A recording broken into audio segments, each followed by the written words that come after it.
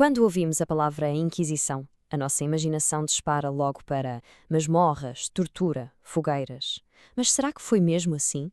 E se grande parte do que pensamos saber for, na verdade, um exagero? Durante séculos, esta instituição moldou a vida de milhões de pessoas. A sua história é bem mais complexa e, acreditem, mais surpreendente do que parece.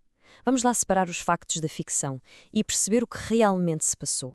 Para percebermos esta história, o nosso roteiro vai ter 5 paragens. Primeiro, vamos descodificar o que era exatamente o crime de heresia. Depois, vamos espreitar os bastidores de um processo da Inquisição. A seguir, analisamos as sentenças, das mais leves às mais pesadas. Damos um salto até à famosa Inquisição Espanhola, para ver o que tinha diferente. E, no fim, a parte mais importante, separar o mito da realidade. Muito bem, primeira paragem, uma viagem no tempo até à Idade Média. Hoje em dia, cada pessoa pode ter a sua própria opinião. É normal. Mas naquela altura, as coisas eram muito diferentes. E para entender porquê, temos de perceber o significado de uma palavra: heresia. Heresia não era só pensar de maneira diferente. Naquela época, a religião era, imaginem, a cola que mantinha a sociedade toda unida. Desafiar a Igreja era como tirar uma peça central de um puzzle gigante. Tudo corria o risco de se desmoronar. Era visto como um ataque direto à segurança e à ordem de toda a comunidade. E aqui está o ponto-chave. A Igreja não era só um lugar para rezar, era uma força política e social com um poder imenso. Por isso, contestar as suas regras não era apenas um pecado, era visto como um ato de traição contra o rei e contra o próprio país. E é por isso que a resposta era tão organizada e tão séria. Ok, já percebemos porque é que a heresia é um assunto tão grave. Mas como é que a Inquisição funcionava na prática? Como é que uma pessoa normal, de repente, se via a ser investigada por um tribunal destes? Bem, o processo arrancava com o chamado Édito de Graça.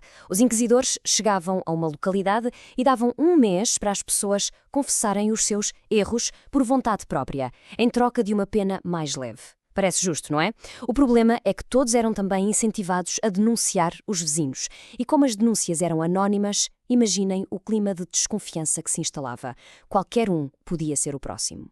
E se alguém fosse acusado, a sua situação ficava muito complicada. Primeiro, não se sabia quem tinha feito denúncia. Segundo, se a pessoa ficasse calada, isso era muitas vezes visto como um sinal de culpa. Terceiro, as hipóteses de se defender eram mínimas. Na prática, o grande objetivo do tribunal era conseguir uma confissão para reafirmar o seu poder. E sim, temos de falar da parte mais sombria, a tortura. É horrível, mas é preciso entender que, naquela época, era uma prática legal e comum em muitos tribunais pela Europa fora. Não era uma exclusividade da Inquisição. Era usada para forçar confissões e até tinha regras. O objetivo, dizia-se, era arrancar a verdade, não ser o castigo final. Mas claro, mesmo com regras, era um método brutal. Depois de todo o processo, chegava a hora da sentença. E aqui há uma surpresa. Ao contrário da imagem que temos, nem toda a gente acabava na fogueira. Havia, na verdade, uma grande variedade de punições. Havia um leque de castigos. Os mais leves eram espirituais. Rezar umas orações extra, fazer jejum ou ir numa peregrinação. Depois havia as penas públicas, como ter de usar uma roupa especial chamada San Benito para ser humilhado publicamente. E claro, as mais graves, a prisão ou o confisco de todos os bens, o que destruía a vida de uma família inteira. Mas atenção a este pormenor que é muito importante. A Inquisição, por ser um tribunal da Igreja, não executava ninguém. O que é que fazia então nos casos mais graves? Entregava o condenado ao chamado braço secular, ou seja, entregava-o às autoridades do rei ou poder civil, e eram essas autoridades que aplicavam a pena de morte, seguindo as leis do reino. É uma distinção técnica, mas fundamental. O grande final de todo este processo era o auto de fé. Imaginem uma cerimónia gigante, em praça pública, com toda a cidade a assistir. Os condenados desfilavam, as sentenças eram lidas em voz alta, era um verdadeiro espetáculo de poder que servia de aviso para toda a população. E agora vamos focar na Inquisição mais famosa de todas, a que toda a gente conhece dos filmes, a espanhola. Embora fizesse parte do mesmo fenómeno, tinha umas características muito próprias que a tornaram especialmente temida. Qual era a grande diferença? O controlo. A Inquisição espanhola era controlada diretamente pelos reis de Espanha, não pelo Papa. O seu objetivo principal era menos religioso e muito mais político: unir o país. Por isso, os seus alvos preferidos eram os cristãos novos, ou seja, judeus e muçulmanos que tinham sido obrigados a converter-se ao cristianismo e de quem se desconfiava sempre. Para termos uma ideia da dimensão disto, em cidades como Sevilha, os edifícios da Inquisição chegavam a ocupar mais de 4.600 metros quadrados. Sabem o que é isso? É quase o tamanho de um campo de futebol. Isto mostra que não era um pequeno tribunal, era uma máquina burocrática gigante ao serviço do Estado.